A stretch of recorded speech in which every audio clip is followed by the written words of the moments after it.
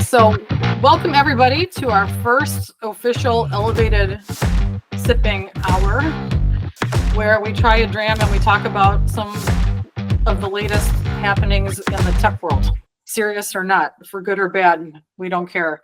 Today's dram is going to be the invisible bottle. the original standard label Bulleit Bourbon. It's a Kentucky straight bourbon, 45% alcohol, no age statements, and we all have a dram to share. So let's take a sniff of this. You guys ready? Yeah, pour mine. Hold on. Oh, perfect. So let's start with our first topic. Let's all smell it. Okay.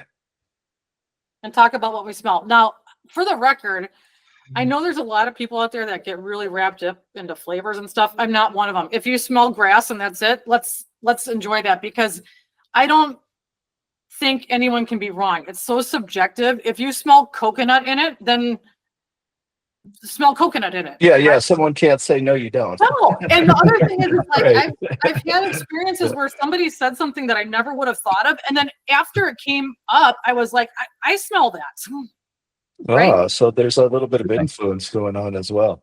It could be, but like maybe you just don't, your brain isn't recognizing because you're stuck here on, like the vanilla caramel, whatever. Right. And then you never realize, oh, there could be a little orange zest in there. And I'm saying that because I'm getting a little orange on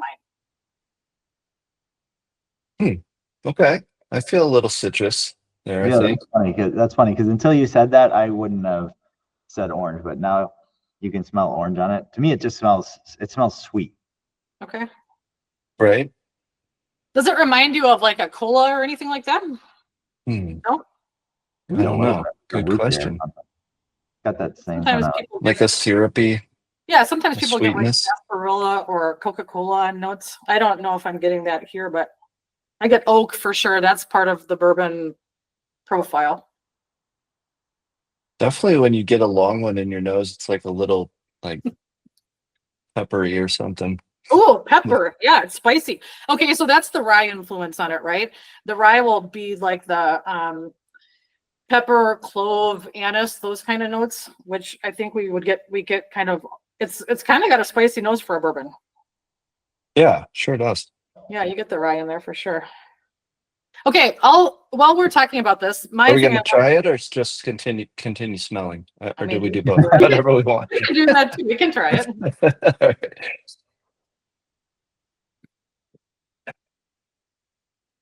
right. I like it. It's pretty good.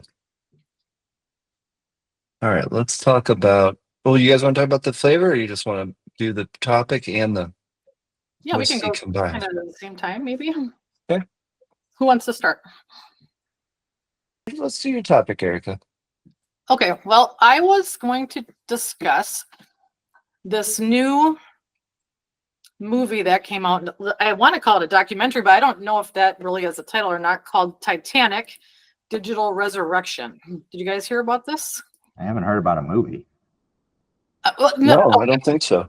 So they did it's called Titanic: The Digital Resurrection. It was released on Disney Plus, Hulu, and National Geographic this last week. What's it called again? Titanic: The Digital Resurrection. Okay. And I don't have Disney or Hulu, but it came out last week, and it's basically, what does this say? It's the very first full-size digital. Yeah. They use the most modern deep sea mapping techniques, and they started it in 2022, and they've been updating it for the last 2 years. And so now it's in color, and they have 35% better resolution on it, and they released a show this week about it.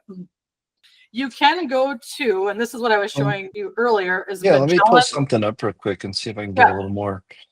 If you go to Magellan, MAGELLAN.GG, it brings up, there's a huge watermark and everything, which I totally get, but it brings up some of these scans, and it's incredible. Okay. So I saw this first on YouTube. You can pay $25 on the site. There's some sort of associated video game with it, But you do this video game, and then after that, it gives you free roaming of the bow of the ship. You know, you can drive it like from your house to see stuff. And there was a really interesting guy on YouTube that did that this week, and he is an actual Titanic historian, and he was talking about the parts of the boat he was seeing using this software to drive through there. It was fascinating. Nice. So I don't really even know a lot about Titanic. Is it still underwater, or have they brought it up? No, I'm serious. They're mapping it down there on the ocean, on the bottom of the ocean. Yeah, it's on the ocean bottom still, Jason. And I think the issue is it's falling apart at a very fast rate. Okay, so if they tried to move it, it would just crumble. And you'll see when you go to this website and start looking at some of the images, like it's in a bad. Yeah, I've seen the images and it looks really cool. They brought they did bring pieces of it up for like museum exhibits. There's like a roving exhibit that goes around to different cities and museums where they have big pieces of it. Okay. Like artifacts and stuff. I found the Titanic Digital Resurrection IMDb page, which has a trailer. Yeah, are they calling it a documentary, or is it just? It's a National Geographic documentary. Yeah, and it looks like it's talks about how they're doing the scanning on it. Pretty cool. That's really cool. Kind of reminds me of how that they did that mapping under the pyramids. They kind of used some I don't know, I doubt it's the same technology, but they basically have an ability to bounce, whether it's, you know, sound waves or some sort of radar, off of all the components, and then put together an image based on that, right? Yeah, I wonder if they're using like a LiDAR or a sonar. I was looking at that website, and I don't know that I got to the bottom of how they were actually doing it. They called something point cloud technology, where they graph it on the X, Y, and Z axis. But I didn't know if point cloud was like a software thing or what. Sounds like it might be. 3D scanning technology. Yeah, looks like they're using. Oh, there's your point cloud. Is it a software? It's a model of 3D scanning, right? Or a method of 3D scanning, right? They take so many different pictures of it, and then the computer maps the overlay and creates a, you know, quote unquote point cloud, which then they use to sort of interpolate the depth of things.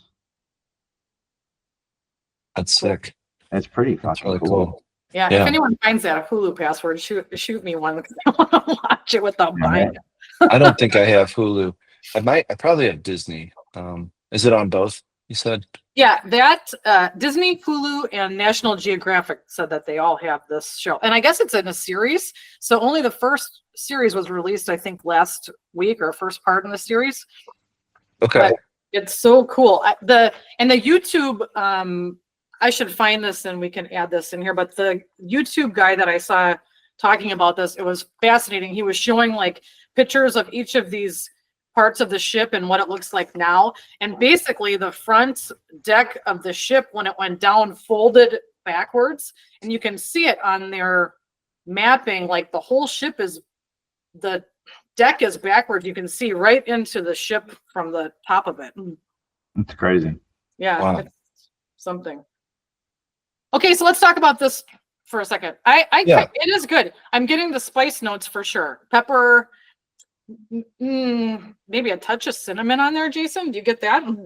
Carl? I don't think I did, but there definitely was something sweet. Let me go again. But I do think once somebody mentions a word, then you kind of like look for it, right? Yeah. Yeah, it's like maybe honey or mapley. Yeah, I'm not getting cinnamon myself, but there's something sweet and like syrupy there. I do like how you said like almost like a Coke or some sort of a soda syrup too. And it's got a light mouthfeel, but it's creamy. Like when you're drinking it, it feels almost creamy. It's so I funny. don't know, right? I mean, it's hard to just. I think after we do more bourbons, I think we'll have more experience comparing, right? but after you've only had one not side by side, it's a little bit hard to like say it's creamier than another one. Because in general, a little more bite for me and a little more spicy. But that's especially when it's neat, right? Like I usually like to have a little ice to not only the temperature, but also on the Well, and also, Jason, the spicy is the rye for sure. That's what's coming through on this, right? okay. So this is a But high that's like, rye. yeah, that's like an interesting point too, right? Because they make a rye. This is the bourbon, but they make a rye. So is it even more rye then? I would guess so. I would guess the mash bill would have to be a lot more rye than this is. But this is a Yeah, high rye bourbon, and so you're getting a lot of the rye spice in there, I'm which almost I like. curious, I'm a like fan of that. what makes a rye if the regular bourbon has rye in it, quite a bit of rye in it already, It's the mash right? bill. So whatever the top thing I think it has to be above 50% for bourbon and rye. Okay. How Yeah, much rye is in the Bulleit rye? The Bulleit rye has 95% rye. see. No corn at all. So it's not a bourbon. Yeah, they said the most common mash bill for rye is 95% rye and 5% malted barley, which is what Scotch would be made out of. The bourbon Bulleit is 28% rye. Right. So that's pretty high for a bourbon. Yeah. Interesting. That's a third. It's not a third. Carl, is this something you would ever drink like on your own or what do you think? I am the biggest wimp on here, so for me, like this is the basis of a good cocktail. Right. Yes. Which I fully support, and that's where the If I'm question having a comes bad from. day and I need to maybe then we're going straight, but yeah, that's Yeah, definitely yeah. my jam. For me, it's like if I get like, what's a good example? If I like break a toe or a rib snowboarding or something, my wife's like, "You better get the whiskey out." Nice. Have you guys seen Somehow it's a painkiller. Have you seen the John Wick movies? It's like movie 1 or 2. He gets all beat up at the hotel, and they said, "Do you need anything for the pain?" And he's drinking a bourbon, and he says, "No, I got this." Yeah, exactly. And a side note, like I went to a Bulleit tasting when we were in Kentucky, and they said that Bulleit is like the bartender's bourbon. It goes fantastic in cocktails, and I've made really? like whiskey sours, paper planes and stuff with this. It's delicious. Mules.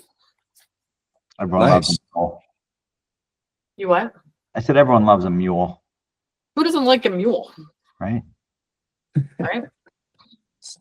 Okay, who's up? With the Pope dying this week, there was it kind of hit the news again in January. The Vatican put out a paper on AI and how its relationship to humanity overall. Okay. It's actually called Antiqua et Nova, so old and new, and it lays out the church's position and how humans should start to, view technology, and it kind of warns against one of the things that's actually pretty pervasive in today's culture, right? The ethical boundaries of technology and how it relates to sort of the human nature of fetishizing a solution. So we always joke around about, some of the worst things in humanity were started by "wouldn't it be cool if?" And this is kind of that next big trend that is pushing into society and pushing into the conscious of every aspect of our society. So the church is sort of taking a position on, how AI ethics should be managed so that you basically avoid this idea of ethical use versus tech fetishism. In other words, applying it for every use case just because it exists, right? So they start out this paper by talking about how AI is not the equivalent of human intelligence, right? That humans' intelligence is rooted in consciousness and intentionality and morality, and artificial intelligence is actually just mimicking that in a way that lacks any sort of deterministic free will. In other words, Right. it's just algorithm driven, right? So there's no true morality or ethical Right. behind the decisions unless it's been taught to do so. Right. Right. So their position is that technology should enhance human flourishing and not diminish it.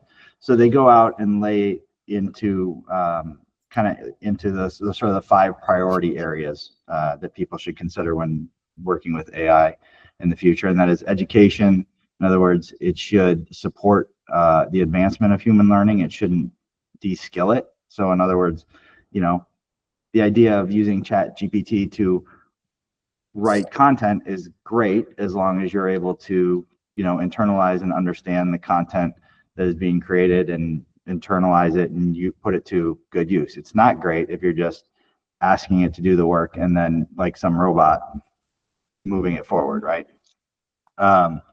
In work, it should avoid dehumanizing.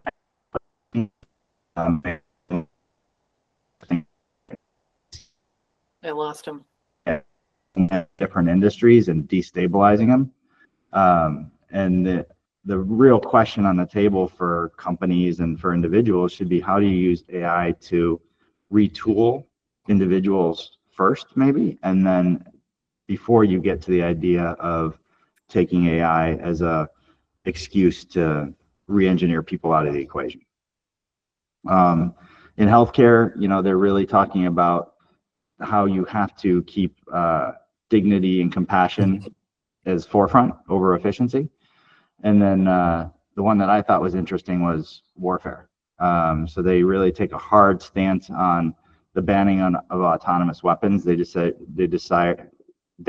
position that the decision of life and death and the decision to take life should be based in a human conscious decision, so that the human bears sort of the burden of that decision.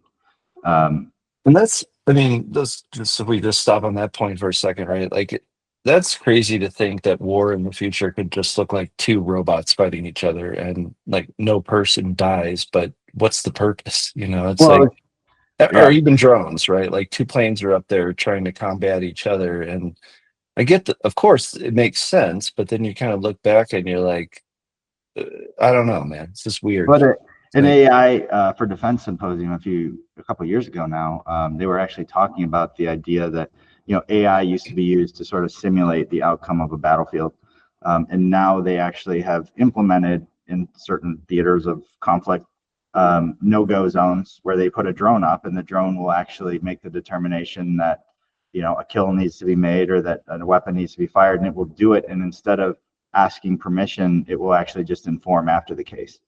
So, so it's like looking for what certain criteria have to be met, and then it will fire. Whatever the rules of engagement are, right? So if this is a no-go zone and there's not supposed to be any movement whatsoever in there, and it detects a vehicle, a person, or anything, it'll kill first and ask questions later.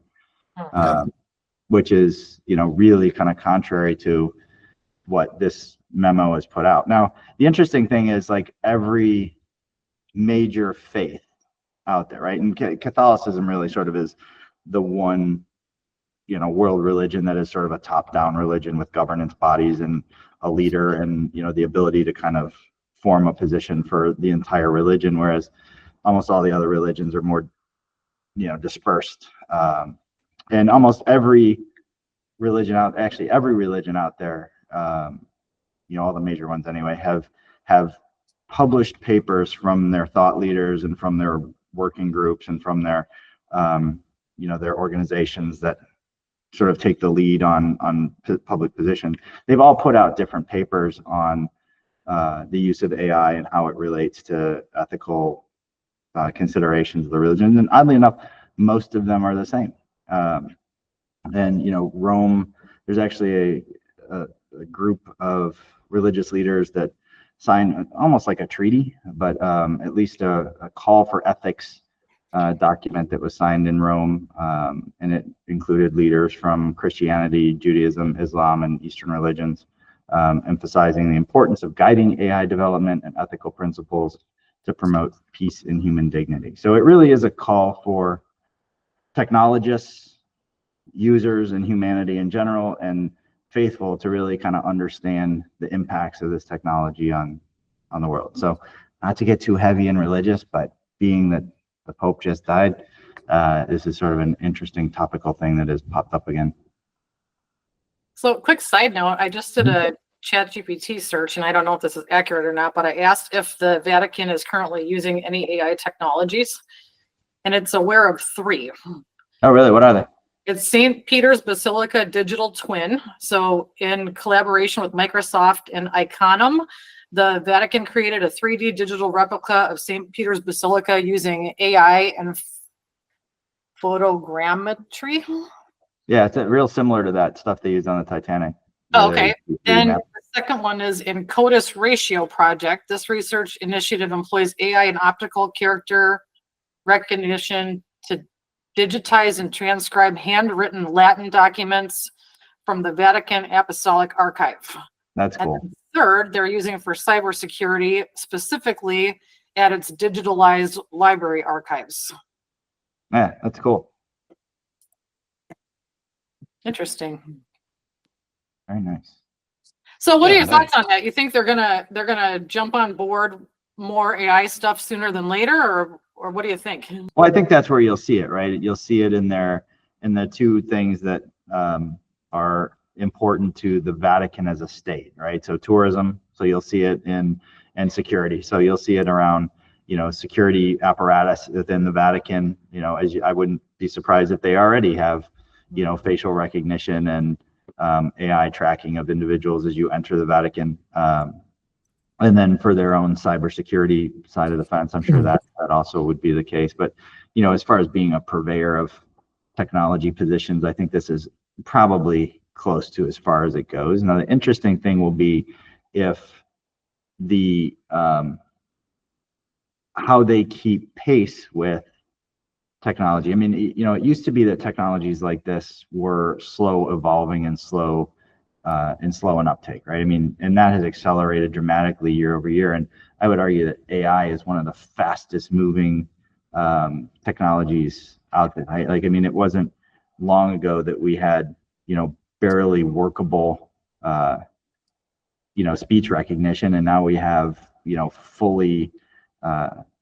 fully capable AI video from text to speech that you can, in some cases barely tell the difference between a person and a fake. So it's sort of insane how fast it's happened. And sorry to interrupt you, but like if you think back 2 years, nobody knew what ChatGPT was or used it for work or anything, right?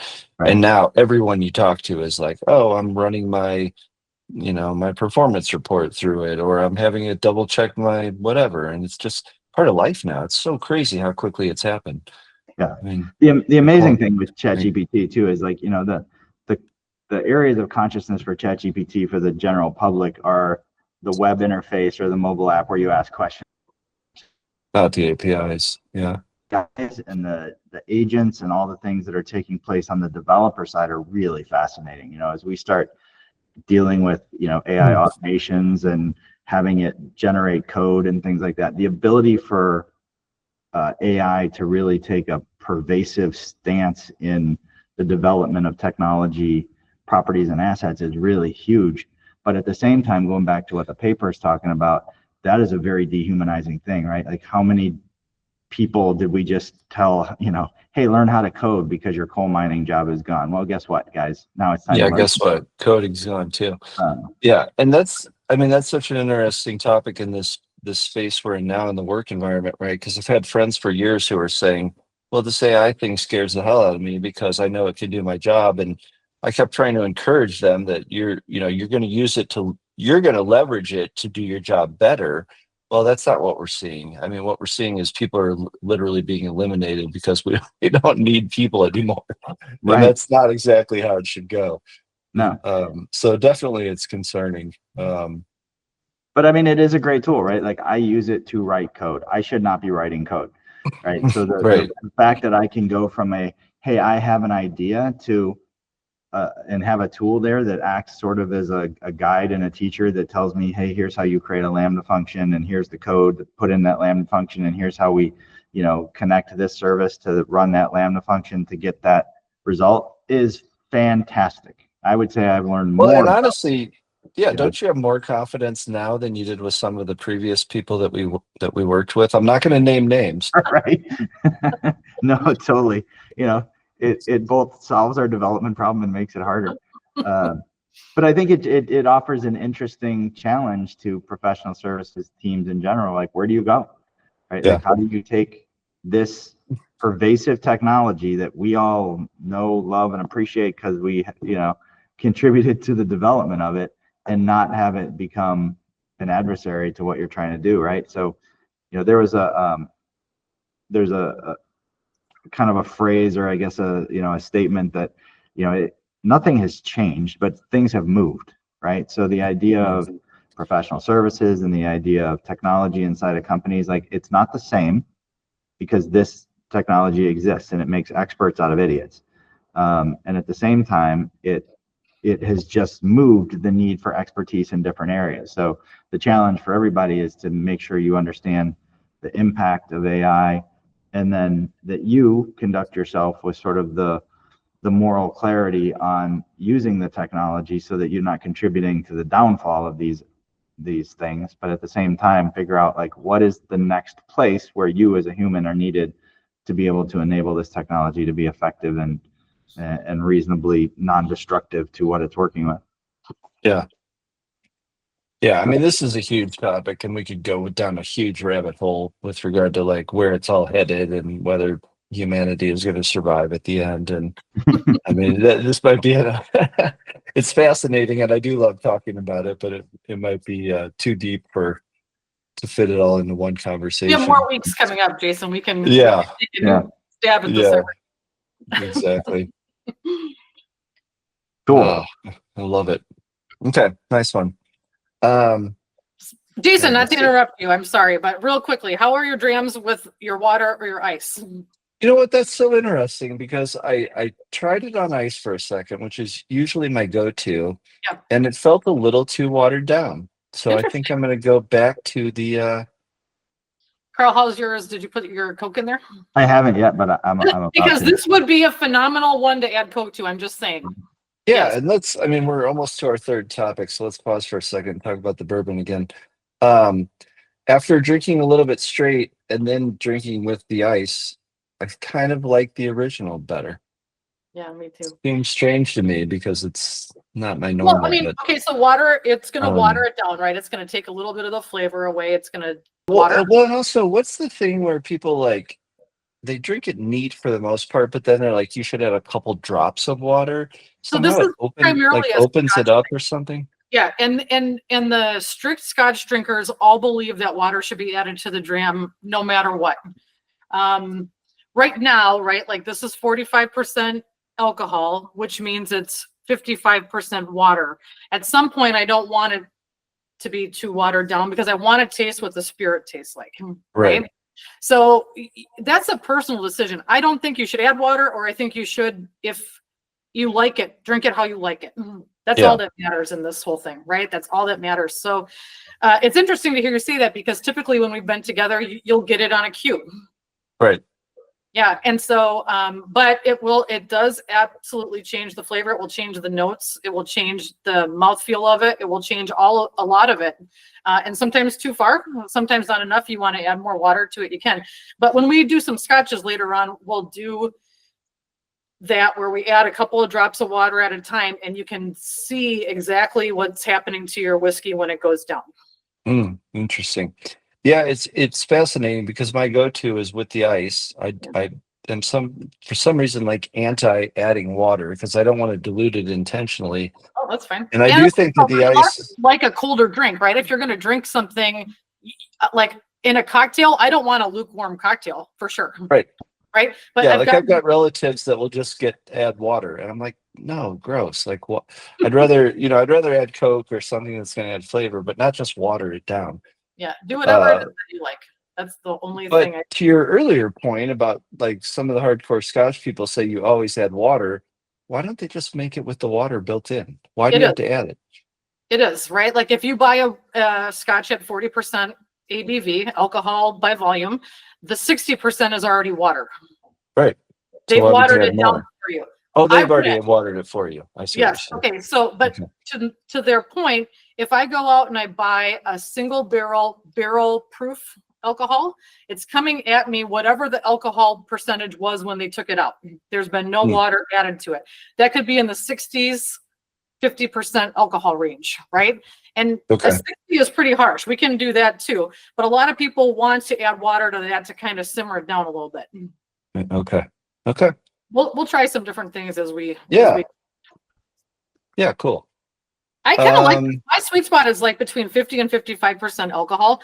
And this drinks really, really well. I'm kind of surprised. I haven't drank a Bulleit Bourbon neat in a very, very long time, but it's got a nice finish on it. It's got some good flavor. I like the spice from the rye. It's been a nice dram. Yeah, nice. And what's that word you're using? Dram? Dram. The Scottish call it a dram of whiskey. Okay. Sorry, my vocabulary is tailored to Scotch. No, that's cool. I want to learn. I just it's not something I've heard before.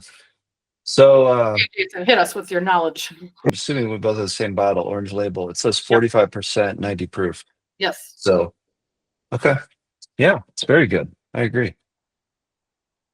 So Carl, what's your go-to mixer? I don't know that I have a go-to mixer. Again, like the rookie here Okay. in the group, whatever you guys suggest usually is where we go with the cocktails. Well, she's with the fancy cocktails. I'm more of like, I'm just going to add some Coke or Sprite or That's orange probably where juice. I would. Like I've got a 1-to-1. Basically, if you get to 3 ingredients, I get confused. Yeah. What do you have, tech idea wise? It's called a Teslasuit. Again, it's not made by the car company. It just happens to be named after the Nikolai Tesla or whoever the electric guy was. But it's basically a full body VR. They call it like a human bridge, and it has haptics and a bunch of sensors, and it checks out your body heart rate, respiratory rate, muscle activity. And some of the use cases are like it can be used for rehab. So if you've had a stroke and you're trying to figure out how to use part of your body again, yeah, there you go. There's also like obviously like a VR game, component where if you get punched, you can feel it. If you you can feel different temperatures, so it might feel like it's snowing or raining. Or some of the other things they talked about. Obviously, like medical use cases, NASA training. Price starts at $1,500 to $5,000, which probably to be expected. So they're saying not available for general public, but elite sports facilities, military defense, and R&D and medical. So yeah, I mean, that's just kind of what I came across and thought it looked interesting. I know that, Carl, you and I have seen stuff like this before when we were doing more VR development around like a lot of it was just gloves where it was tactile, but it felt like you were shooting bow and arrow where there'd be tension, or it felt like you were touching. I don't think it had temperature back then. Definitely not. But it was really just more around pressure, right?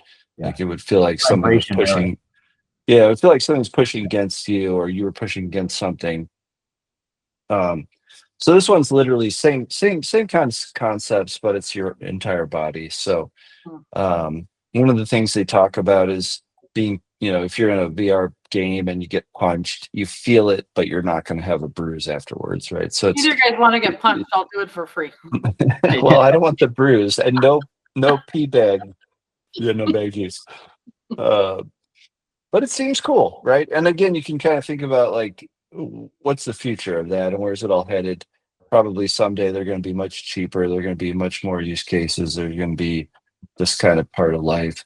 I don't do a lot of VR just because it kind of messes with my eyes and my whole, kind of makes me feel sick after I've been in there a while. But I know for a lot of kids and, stuff that's really popular nowadays. See the TikTok videos of people When they smash their TV and stuff. Yeah. Right.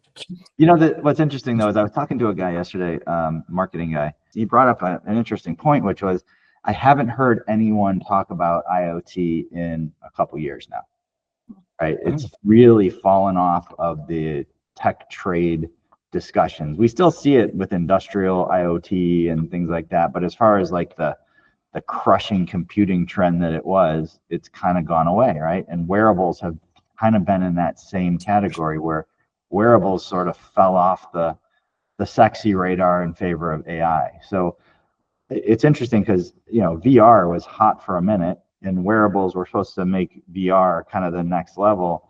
And both of those things have fallen off. And I think, it's interesting that even on the kids gaming side of the house, right? Like it's there, but I don't know that it's as pervasive as everybody thought it was going to be. I could definitely see it dying off, honestly. I think there's you're probably going to lean more towards AR at some point where you're looking through a pane of glass and you're seeing real world and mixed with data, right? And that might be on your computer screen. It might be a pair of glasses that you're walking around with.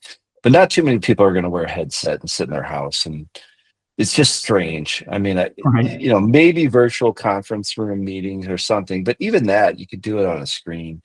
Yeah. I just think it's too disorienting. It's not comfortable. To me, it was always definitely- hot and made you seasick. Yeah, I mean, I definitely think that's a passing phase. And it's Like almost every wearable company that we worked with is gone at this stage Yeah. in the game. So there was one that was making gloves for AR, VR, that switched to just pressure sensitive sensors. They're gone. Even the new use stuff that we built for fitness trackers and everything else, like all of those have kind of gone away. So it's interesting to see, we've sort of taken IoT right back to where it was at the beginning, which is it has a space in industrial. Does it have a space in entertainment? I don't know, because it's a lot of headache to ask somebody to put on a suit to play a video game. Yeah, absolutely. Well, that kind of is our goal, and talk about 3 subjects. Try a dram. Any finishing thoughts on this Bulleit Bourbon? It's lovely. Is it Feels lovely? great. It makes a great bourbon Coke. Believe Right? it. It does. That's factual. That is factual. Do you I think actually like it though, or you're just saying that? No, Go ahead. for Carl, real quick, and then Yeah. I'll Yeah. ask you. I do like it. Okay, go ahead, Erica. I've enjoyed it. I have not drank a Bulleit neat in a very long time, like I was saying to you guys before. It's not, I prefer a little higher proof, and I think that dimensionally it could offer a little bit more. But I think as what it's designed for, like easily accessible, you can buy it anywhere. It's always got a great flavor to it. It's always exactly what you want it to be, and you can mix it. I think it's a great dram, and for the money, you probably can't beat the price on it, especially at 45%. Most of these bourbons are going to come at you at 40%, so you're getting a higher ABV, and I think it's nice. Yeah. So you said a few things there. Why would you normally prefer a higher proof? Is it in the flavor? Yes, 100%. Okay. Yep. Okay. 100%. And I So- think that, yeah, go ahead. If my sweet spot is like 50 to 55, I enjoyed a lot of drams that are higher than that, but some get to be too hot where it's ethanol forward. You're getting all the alcohol, right? Some Right. aren't like that. But for me, 50 to 55 is like where the flavor and the alcohol are at a perfect balance with each other, where this is not always the case, but primarily you get a really nice balance of both. Okay. You're not super Maybe watered let's do that as a goal for next time. As Yeah, we long can as do we that keep the price, as long as we keep the price point reasonable. I'll send Yeah. you one if we want to. Okay. Jason. Yeah, cool. No, I mean, I was with you on most of what you said. Like, I like it as a go-to because you can get it anywhere. It's not too expensive. I do like to mix sometimes. I don't like to buy a really expensive bourbon and then mix it with Coke. Doesn't make a lot of sense to me unless I go really heavy on the bourbon so I can still taste it as the majority. But a lot of times I'll go for these, $20 to $40 bottles where I can drink it straight, I can drink it mixed, I can, do it. It's just flexible. It's an easy drinker too. It's Yeah. easy to drink. Yeah. And if anyone is watching this and wants to join us, send us a message and we can invite some other people to our tasting sessions if we want to. You can join our club. Join the club. Yeah, cool. I'd love to expand this. I mean, I think it's so fun with you guys. I'd love to have more people involved in the conversation, bringing in more tech topics. Yeah, I mean, let's definitely do it again.